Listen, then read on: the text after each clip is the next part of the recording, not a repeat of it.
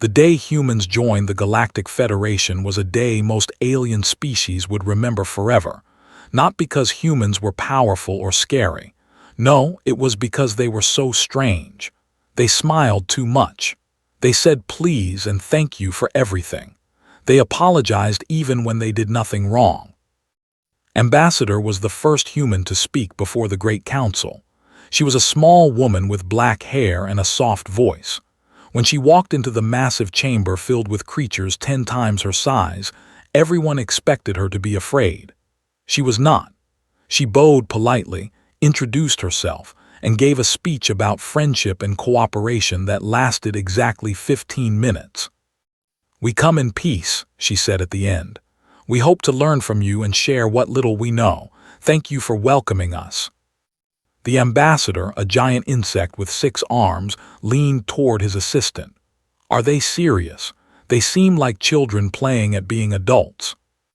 The representative, a reptile covered in dark green scales, made a sound like laughter. "Give them 50 years. They will either toughen up or disappear. The galaxy does not reward the weak." For 30 years, humans proved everyone right about their softness. They built trading posts. They opened schools. They sent doctors to help sick aliens on poor planets. When other species cheated them in business deals, humans complained politely and then moved on. When pirates attacked their ships, they filed reports with Federation security and asked for help. Admiral was different from most humans, but only slightly. He was a tall man with gray hair and calm eyes. He commanded the human defense fleet, which was small and rarely used.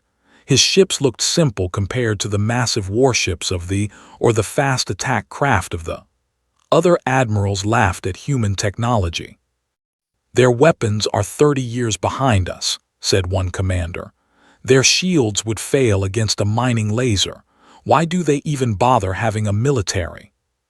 Heard these insults, he smiled politely and said nothing. The Dominion was the worst of all the Federation species. They were large, brutal creatures that looked like bears mixed with wolves. They had conquered 11 other species before joining the Federation. They joined only because the Federation offered them trading rights they could not refuse, but they never stopped being cruel.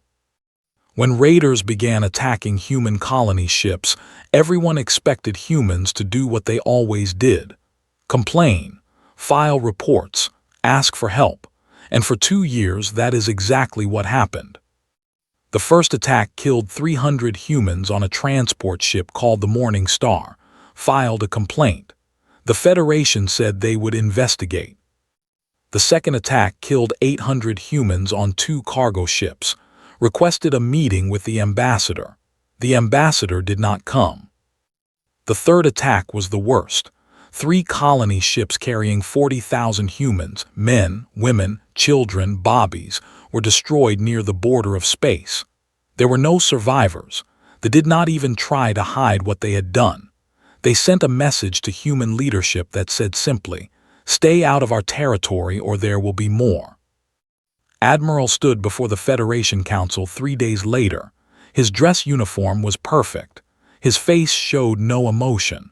When he spoke, his voice was steady and quiet. "Honored members of the Council," he began. "Over the past 2 years, the Dominion has killed 41,372 human civilians. We have filed 18 formal complaints. We have requested mediation 11 times. We have done everything your laws ask us to do."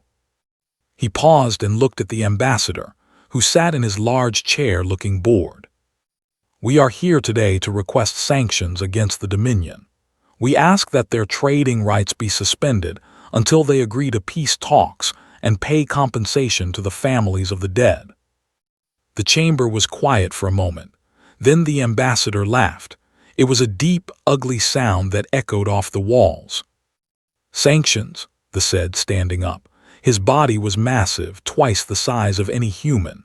"You come here crying about your dead, asking others to fight your battles. Perhaps your soft species should learn an important lesson. The galaxy belongs to those strong enough to take what they want. If you cannot protect your own people, you do not deserve to have people." Several other ambassadors made sounds of agreement. The clicked their mandibles in what might have been laughter. The showed their teeth in cruel smiles. Watched from her seat nearby. Her hands were folded in her lap. Her face was calm, but her eyes were different. Something cold had appeared in them. Nodded slowly at the ambassador. He gathered his documents carefully, placing each one in his folder with precise movements. "I understand," he said quietly. "We gave you every opportunity to resolve this peacefully. We followed every rule. We asked nicely." He turned to leave, then stopped at the door. When he looked back, his face was still calm, but something in his voice made several ambassadors feel suddenly uncomfortable. "Please remember this moment," he said. "Remember that we tried, remember that we asked, and remember that you laughed." He walked out without another word. The ambassador snorted. "Pathetic creatures. They will file more complaints and cry more tears. That is all they know how to do." But remained seated for a long moment after left. A young diplomat noticed her expression and felt a strange chill. He did not understand why. He would understand soon enough. The entire galaxy would. 6 months of silence followed the council meeting. At first, nobody noticed. Humans were quiet creatures anyway. They kept to themselves, traded with whoever would trade with them, and caused no trouble. But slowly, the silence became strange. Human merchant ships stopped appearing in busy space stations. Human representatives missed 3 Federation meetings in a row. When anyone tried to contact human colonies, they received polite automated messages saying that all personnel were temporarily unavailable. The celebrated. They believed humans had finally learned their place. The ambassador threw a great feast and invited all the species who had laughed at Admiral. They drank and ate and told jokes about the crying species who ran away from every fight. But not everyone was celebrating. Was a young intelligence officer working for the Federation Security Bureau. She was an insect creature with large eyes that could see patterns others missed. Her job was to watch for threats to Federation peace. For years, that meant watching the and other aggressive species. Humans had never appeared on her threat reports. They were too peaceful, too soft, too boring. But the silence bothered her. She began digging through data. What she found made her mandibles click nervously. Human shipyards had gone dark. These were the places where humans built their civilian transports and cargo ships. Satellite images showed the shipyards were still active, lights on, workers moving, ships being built. But all information about what they were building had disappeared. Every database returned errors. Every request for information was politely. Communication traffic between Earth and its colonies had increased by 3,000%. Humans were talking to each other constantly, but everything was encrypted. Even Federation codebreakers could not read the messages. Most disturbing of all, human children were being moved. Thousands of families with young children were leaving frontier colonies and moving to core human worlds. Schools near space were closing. Hospitals were packing up equipment. It looked like humans were running away. But running away from what? They had not attacked again. There was no new threat. Brought her findings to her superiors. The High Council listened for exactly 4 minutes before dismissing her. "Humans lack the aggression for war," said the eldest counselor. "They are herbivores playing at civilization. If they are moving their children, it is because they are cowards preparing to abandon their outer colonies.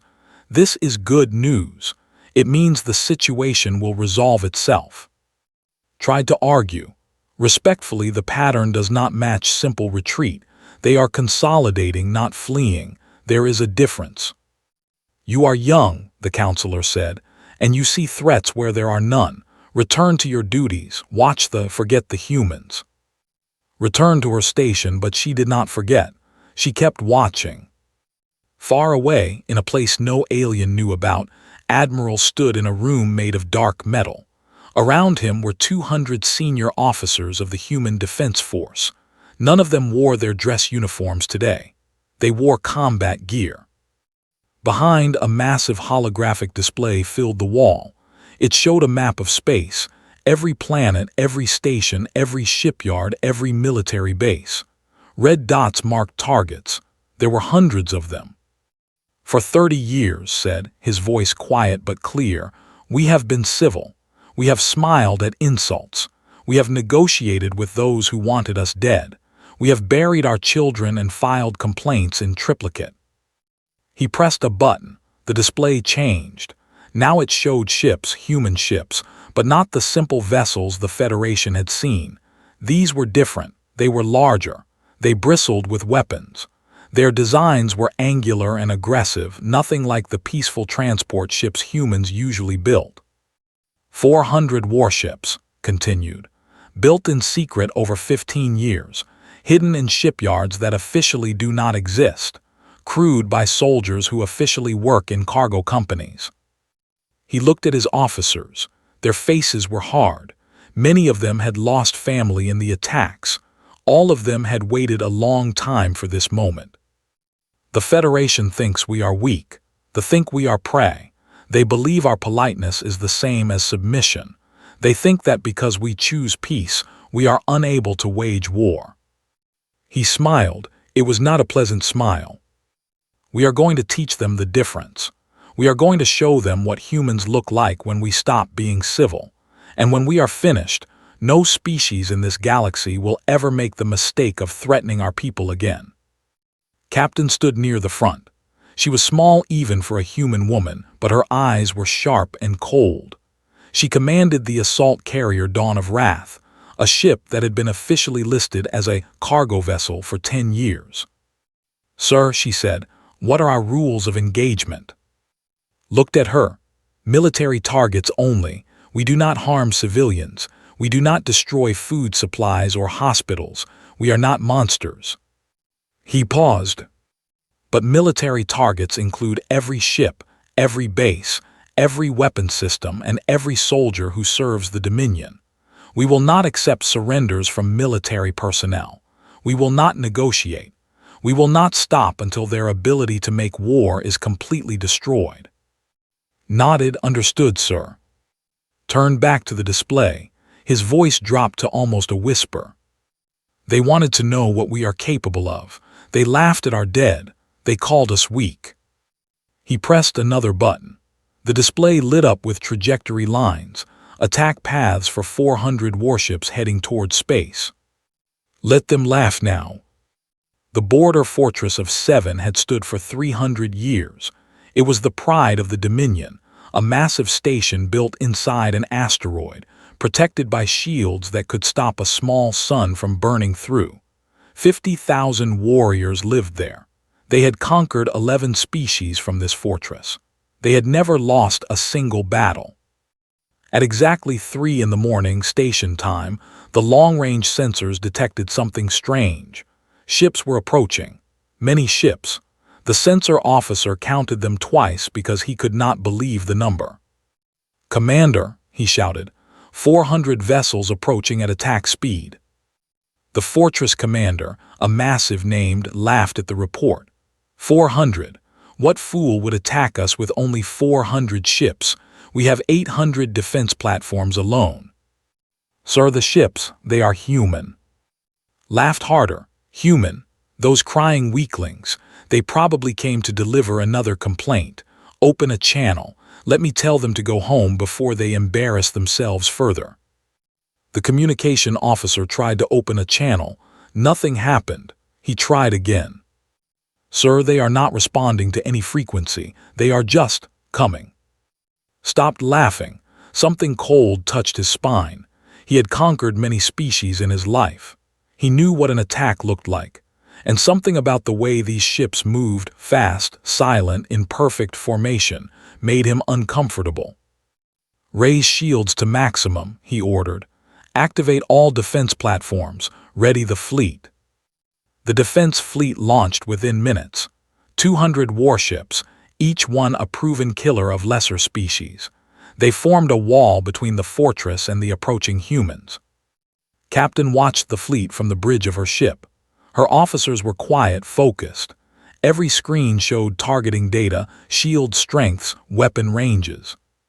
"They've formed a defensive line," her tactical officer reported.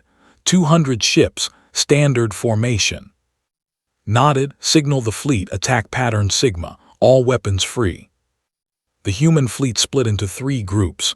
They did not slow down, they did not try to talk, they simply attacked.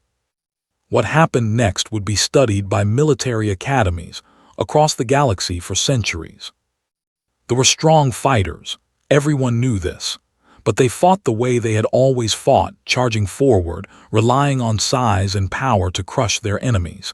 They expected their enemies to be afraid. They expected hesitation, mistakes, weakness. They found none. Human ships moved like dancers. They slipped between enemy formations, fired with perfect accuracy, and disappeared before they could respond. Every human weapon seemed to hit exactly where it would do the most damage. Shields failed. Engines exploded. One by one, ships died. Commander watched from his fortress as his fleet was taken apart in less than an hour. Ships that had conquered worlds were burning in space. Warriors who had never known fear were screaming for help on open channels. "This is impossible," whispered. "They were supposed to be weak. They were supposed to be cowards." His sensor officer's voice was shaking. "Sir, the human fleet is approaching the fortress. They've lost only 12 ships. We've lost 187. Stared at the screens. The numbers could not be real, but they were. On the dawn of wrath, gave her next order. "All batteries target the fortress shield generators. Fire at will, no quarter, no prisoners." The bombardment began. 7's shields were legendary. They had stopped attacks from species far more advanced than humans. Military experts had calculated that breaking those shields would require a fleet of at least 2,000 ships firing for a full day. The human fleet broke them in 4 hours. They did not fire wildly. Every shot was calculated. Every weapon hit the exact point where it would weaken the shield matrix the most. It was not just an attack. It was surgery, precise and merciless. When the shields fell, the fortress had no chance. Human marines stormed through the corridors, moving in perfect teams. They did not hesitate. They did not negotiate. They did not accept surrender. Died in his command center, still unable to believe what was happening. By morning, 7 was silent. 50,000 warriors were dead. The fortress was empty. The human fleet had lost 19 ships total. The Dominion sent a desperate message to the Federation. "We are under attack. The humans have gone insane. They are killing everyone. This is a violation of all warfare conventions. Help us." Admiral's response was broadcast on every frequency in the galaxy. Convention 7 of the Galactic Warfare Accords applies only to recognized conflicts between Federation members. You refused to recognize our complaints. You refused mediation. You laughed at our dead. By your own legal arguments, this is not a war. It is pest control. And we are very thorough about pests. Over the next 6 weeks, humanity dismantled the Dominion piece by piece. They destroyed every military base. They hunted down every warship. They erased every weapon factory. They killed every soldier who raised a weapon against them, but they touched no civilians. They left food supplies alone. They even sent doctors to help injured non-combatants. It was not random destruction. It was careful, planned, and absolutely complete. When the humans were finished, the Dominion had no military. They had no way to make war ever again. In 42 days, they had been reduced from one of the most feared powers in the galaxy to a harmless, broken species that would need centuries to recover. The galaxy watched in stunned silence. These were the humans, the polite ones, the ones who said please and thank you and filed complaints when they were attacked. Yes, these were the humans. And now everyone understood what they were truly capable of. The emergency session of the Federation Council was the largest in 300 years. Every species sent their highest representatives. The chamber was full of fear, anger, and confusion. The air felt heavy with tension. 17 species had signed a petition demanding that humanity be punished. Disproportionate response, they called it, unacceptable brutality, violation of civilized conduct. The ambassador spoke first. His 6 arms waved angrily as he talked. What the humans have done is monstrous. They are destroyed, an entire species brought to nothing. This cannot be allowed. If we do not punish the humans, who will they attack next? Are any of us safe? Many heads nodded in agreement. Many voices murmured support. The representative showed his teeth. We demand that humanity pay reparations to the survivors. We demand that Admiral be arrested and tried for war crimes. We demand that the human military be limited to defensive forces only. More agreement, more nodding. The petition had many supporters. Then Ambassador walked into the chamber. She looked different from the last time most species had seen her. She was still small. She still had black hair and a soft face, but something in her eyes had changed. Something hard and cold lived there now. She walked to the human delegation seat and stood quietly while the angry voices continued around her. She did not interrupt. She waited. Finally, the council leader asked her to speak. The chamber fell silent. Spoke quietly, but her voice carried to every corner of the room. Disproportionate response, she repeated. That is what you call this. That is interesting. She looked around the chamber, meeting the eyes of each ambassador in turn. Let me tell you about proportion. The killed 127,000 human civilians, men, women, children, bobbies who had not yet learned to walk, families who were simply trying to build new lives on new worlds. She paused. We filed 18 formal complaints. We requested mediation 11 times. We did everything your laws told us to do. We played by your rules. We trusted your system. Her voice rose slightly. And what did we get? They told us we were too soft. They said we were ultimately insignificant. They laughed in this very chamber about our dead children. She pointed at the ambassador. You said we were herbivores playing at civilization. You dismissed our concerns. You ignored our evidence. She pointed at the representative. You said the galaxy belongs to those strong enough to take what they want. You said if we could not protect our people, we did not deserve to have people. She turned to face the entire council. So we protected our people. We stopped asking for permission. We stopped filing complaints. We stopped being civil. She took a breath. And in 6 weeks, we accomplished what this council said was impossible. We eliminated a threat that had terrorized a dozen species for centuries. We did it without harming a single civilian. We were more careful about innocent lives than they ever were.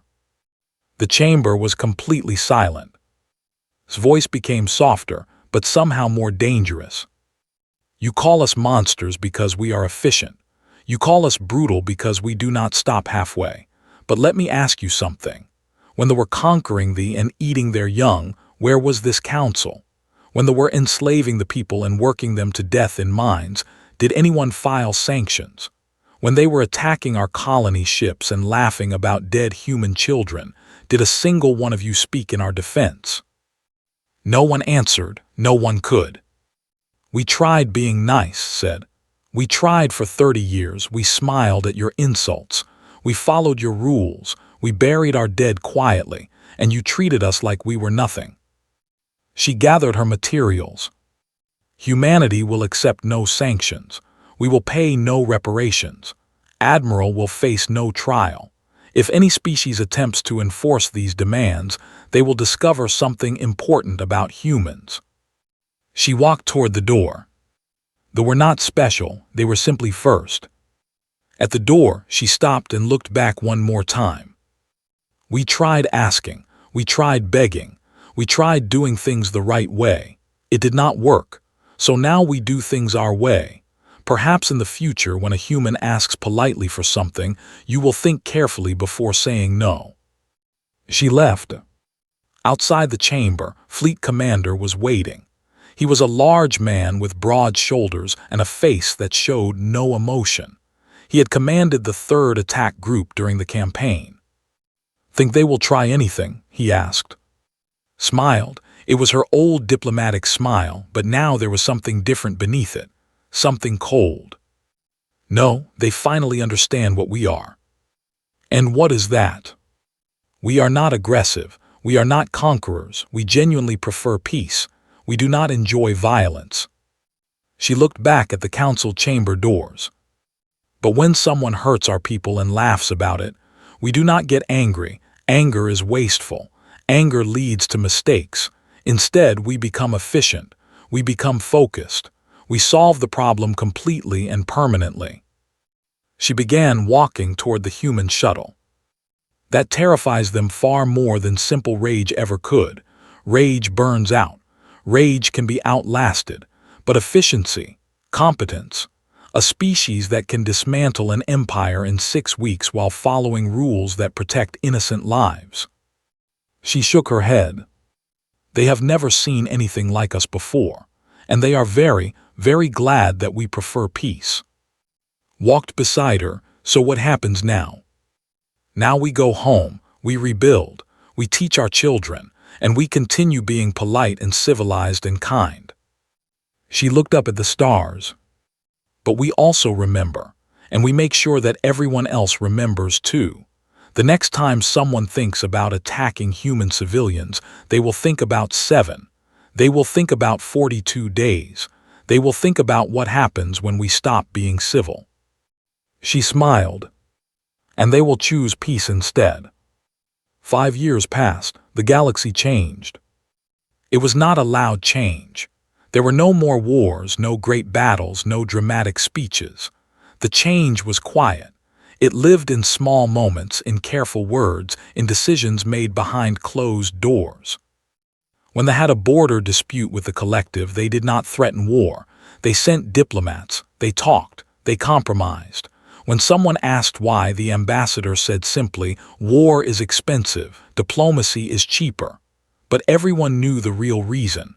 Everyone remembered 7. When a group of pirates attacked a small trading species called the Home, the government found and punished the pirates themselves. They did this within 1 week. They did not need to be asked twice. The message had been received. No species attacked human ships. No species insulted human diplomats. When humans asked for things politely, other species listened very carefully to the request. They usually said yes. Admiral retired 1 year after the war ended. He did not want parades or statues. He did not want to give speeches about victory. He wanted only to grow things. On New Colony, far from any military base, he bought a small piece of land. He planted a garden. He grew roses and vegetables and fruit trees. He woke early each morning and worked in the soil until his hands were dirty and his mind was peaceful. One day, a diplomatic shuttle landed near his garden. The ambassador walked out, along with 3 guards and 2 assistants, the same who had once called humans herbivores playing at civilization. Looked up from his roses. He did not seem surprised. "Ambassador," he said politely, "would you like some tea?" They sat on his porch. They looked uncomfortable, partly because human chairs were not designed for insect bodies, and partly because he was sitting across from the most dangerous human in the galaxy. "We have come to discuss an alliance," the ambassador said. "The Hive wishes to establish closer ties with humanity." Nodded slowly. "I am retired. Ambassador handles such matters now." "I know. I have already spoken with her, but I wanted to speak with you also." The admiral raised an eyebrow. "Why?" There was quiet for a moment. His large eyes looked at the garden, at the flowers, at the peaceful scene around them. "We never understood," he finally said. "You were so polite, so patient. We thought it meant you were weak. We thought your kindness was the same as inability. We were wrong." Continued pruning his roses. His movements were gentle and precise. "My grandmother survived a terrible war on Earth," he said. Many of my ancestors did. She taught me that true strength is not about being loud or aggressive. True strength is about control. It is about choosing peace when you could choose violence. He looked at them with calm eyes. For 30 years we chose peace. Every insult we received we absorbed. Every injustice we suffered we endured. Not because we could not fight. We always could fight. But because we knew what fighting would cost. We knew what we were capable of becoming. He set down his cutting tool. They made us stop choosing peace. They made us show the galaxy what humans look like when we stop holding back. That was a tragedy for everyone. For them because they were destroyed. For us because we had to destroy them. The ambassador leaned forward. Do you regret it? Thought for a long moment. I regret that it was necessary. I do not regret that we did it. They would have killed more of our people. They would have laughed while they did it. We gave them every chance to stop. They chose their path. We chose ours. He looked up at the sky. I hope we never have to show anyone again, but we will if we must. That is not a threat, Ambassador. It is simply who we are. We will always try peace first. We will always give warnings. We will always offer chances to stop, but if someone hurts our people and refuses to stop. He smiled. It was a gentle smile, but something ancient and dangerous lived in his eyes. Then we will end them, completely, permanently, and we will do it so well that no one will ever make the same mistake again. Far away on Earth, Captain was no longer a captain. She had retired from the military 2 years after the war. Now she taught history to young children at a small school in a quiet city. Her classroom was bright and cheerful. The walls were covered with drawings made by her students. She loved teaching. She loved seeing young minds learn and grow. She loved that her hands, which had once commanded weapons of terrible destruction, now held chalk and books. At the end of one day, most of her students had left, but a young boy named Minyu stayed behind. He was 7 years old, with big eyes and a worried expression. "Teacher," he said quietly, "can I ask you something?" Smiled and knelt down to his level. "Of course, Minyu, what is it?" "The older kids at school. They say things about humans. They say we are scary. They say we are the monsters of the galaxy now." Minyu looked down at his feet. "Are we monsters, teacher?" Was quiet for a moment. She thought about 7. She thought about the battles, the fire, the death. She thought about the orders she had given and the things she had done. Then she looked at Minyu's face, so young, so innocent, so worried, and she knew exactly what to say.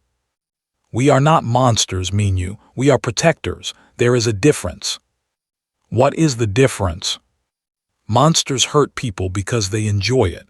They cause pain because they want to. They do not care about right or wrong. They only care about what they want." She put a gentle hand on his shoulder. "Protectors hurt people who hurt innocents. They fight not because they enjoy fighting, but because someone has to protect those who cannot protect themselves. And they never, ever enjoy it." Minyu looked up at her. Did you fight in the war, teacher?" "Yes." "Did you hurt people?" "Yes." "Did you enjoy it?" Shook her head slowly. "No, Minyu, I did not enjoy any of it. I still think about it sometimes. I still wish there had been another way. But the people I fought were hurting innocent families. They were killing children like you. Someone had to stop them." She smiled softly. "Being scary is not bad, Minyu. Being scary means the people you love can sleep safely. The galaxy is not afraid of humans because we are cruel. They are afraid because we are kind, until kindness stops working. And then we are the most effective protectors anyone has ever seen." Minyu nodded slowly. He was young, but he understood something important. "So we should always try to be kind first." "Always. Kindness is our first choice, our second choice, our 100th choice. Violence is our last choice. But when we reach that last choice..." She looked out the window at the peaceful city, at the children playing in the streets, at the families living their lives without fear. We make sure the problem never happens again. Somewhere in the galaxy, a young officer was reviewing old military files. He studied the Battle of Seven for his graduation thesis. He watched the footage 100 times. He analyzed every human tactic, every ship movement, every decision. His conclusion was simple. Human military doctrine prioritizes overwhelming efficiency combined with strict ethical constraints. They do not fight to conquer. They fight to end threats permanently while minimizing innocent casualties. They are not bloodthirsty. They are surgical. This makes them far more dangerous than any aggressive species because they cannot be frightened into stopping, and they do not make mistakes born of anger. He ended his thesis with a recommendation: never threaten human civilians, never harm human children, never believe that human politeness is weakness.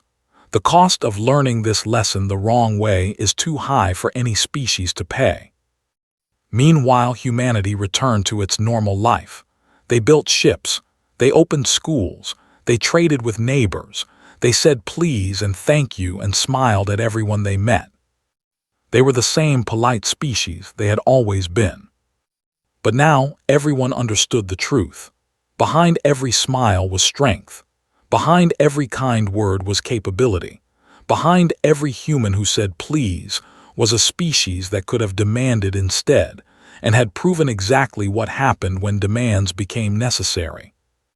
The galaxy had learned its lesson. Humans preferred peace. They genuinely, truly preferred peace. They were not pretending. They were not hiding their true nature. But their true nature was not simple. They were kind and dangerous. They were gentle and lethal. They were patient and unstoppable. They were human. And the galaxy would never forget what that meant.